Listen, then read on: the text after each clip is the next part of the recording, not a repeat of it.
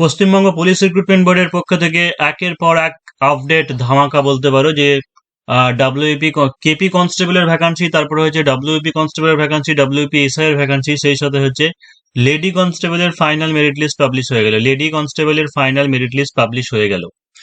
তো সেই কারণের জন্য যারা কেপি এসআই এর ক্যান্ডিডেট আছো তোমরাও প্রস্তুত থাকো, অর্থাৎ মাঠের জন্য প্রিপারেশন শুরু করে দাও বা হচ্ছে মেনের জন্য প্রিপারেশন শুরু করে দাও।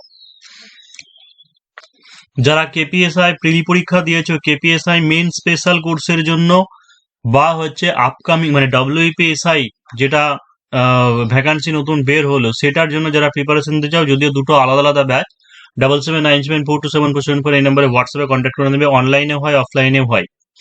আমি রেজাল্টের ব্যাপার বা মাঠের ব্যাপার বা মেনের ব্যাপার, প্রিপারেশনের ব্যাপার সে ব্যাপারে আসছে। তার আগে দেখে যে লেডি কনস্টেবলের যেটা কাট অফ হয়েছে সেটা হচ্ছে ইউআর ক্যাটাগরি হচ্ছে 67.75।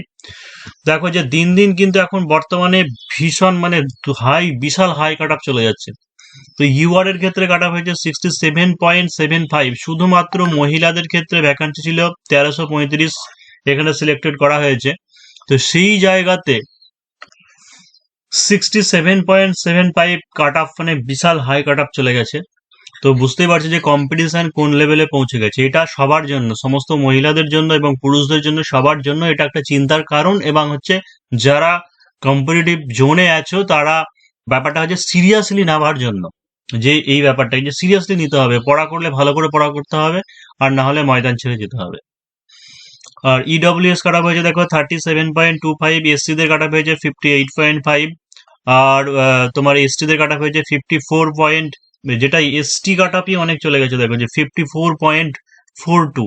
ওবিসি এ হচ্ছে 51.5 আর ওবিসি বি হচ্ছে 62.92। এবার আসছি যে কেপিএসআই এর ব্যাপারে। সেটা হচ্ছে কেপিএসআই প্রিলি পরীক্ষা, যেটা হচ্ছে তোমাদের 28শে জানুয়ারি পরীক্ষা হয়েছে, আর যেটা আনসার কি দেওয়া হয়েছে সেটা হচ্ছে 29শে ফেব্রুয়ারি আনসার কি দেওয়া হয়েছে। তো এখনো পর্যন্ত যদি একটা কোশ্চেন নিয়ে সন বা ফাদার এই কোশ্চেনটা নিয়ে ডাউট আছে, ওই বাংলা ইংরেজি দুটো ভার্সনের জন্য আলাদা আলাদা, হয়তো ইংরেজি ভার্সনে এক হবে, বাংলা ভার্সনে এক হবে। তো দেখা যাক যে এটা আসছে কিনা রিভাইজড আনসার কি। তো রিভাইজড আনসার কি আসার মানে রিভাইজড আনসার কি আসার মোটামুটি ধরে রাখতে পারো যে আরো 15 থেকে 20 দিন টাইম নেবে। ঠিক আছে, যতদূর সম্ভব মার্চ মাসে, এখনো পর্যন্ত কোনো সম্ভাবনা কিছু শুনিনি মার্চ মাসেও মানে আসার কোনো সম্ভাবনা নেই বলতে পারো একরকমের কেপিএসআই। আর যদি হয় তাহলে পরের দিকে, হয়তো মেটের দিকে, এরকম এপ্রিল মে, জানি না। তো এই ব্যাপারে এখনো যে কোনো আপডেট নেই, কিন্তু আমি একটা জিনিস বলবো যে মাঠের প্রিপারেশন সবাই নিয়ে রাখো। কারণ একবার যদি রেজাল্ট বেরিয়ে যায়, তাহলে রেজাল্ট বেরিয়ে গেলে পরে কি হচ্ছে যে মাঠও তাড়াতাড়ি হয়ে যাচ্ছে, 14-15-16 দিনের মধ্যে মাঠ হচ্ছে। তার হয়তো ধরে রাখো যে 1 মাস থেকে 1.5 মাসের মাথায় মেন পরীক্ষা হবে। তো এই কারণের জন্য কেপিএসআই ক্যান্ডিডেটরা ভীষণ তোমরা খুব এটাকে সিরিয়াসলি নেবে বা হচ্ছে রানটা এখন থেকে প্র্যাকটিস করো। আর রেজাল্টের ব্যাপার যদি বলো তাহলে এখন মার্চ মাসে কোনো আপডেট নেই। এবার এপ্রিল মাসে বা মে মাসে ভোট টোটের ব্যাপার আছে, সেই কারণের জন্য এই ব্যাপারে কিছু বলা যাচ্ছে না। আর একটা জিনিস দেখো যে ডব্লিউবিপিএসআই যে সমস্ত ক্যান্ডিডেট যারা ফর্ম ফিল আপ করবে মানে আবেদন করবে, এদেরকে একটা স্ট্র্যাটেজি মনে রাখতে হবে। সেটা হচ্ছে ডব্লিউবিপিএসআই এর ক্ষেত্রে কিন্তু ধরো এপ্রিল পর্যন্ত মানে এপ্রিল মাসের ফার্স্ট উইক পর্যন্ত কি হচ্ছে যে ফর্ম ফিল আপ চলছে। এবার থেকে পিআরবি বোর্ডের পক্ষ থেকে জানানো হয়েছে যে সমস্ত রিক্রুটমেন্ট প্রসেস 2 থেকে 3 মাসের মধ্যে করা হবে।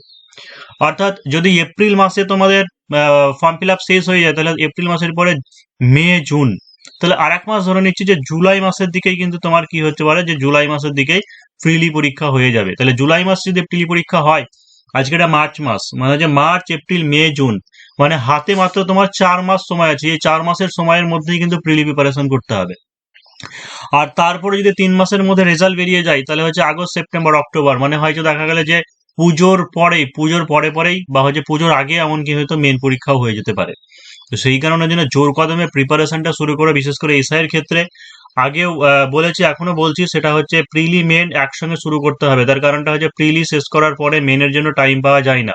বিশেষ করে ডেসক্রিপটিভ প্যাটার্ন যেগুলো আছে সেইগুলো করার জন্য একই সঙ্গে প্রিলি মেনকে কম্বাইন করে প্রিপারেশন শুরু করো। পরীক্ষার প্রস্তুতি যারা জয়েন করতে চাইছে 7797427474 এই নম্বরে হোয়াটসঅ্যাপে কন্ট্যাক্ট করে নেবে।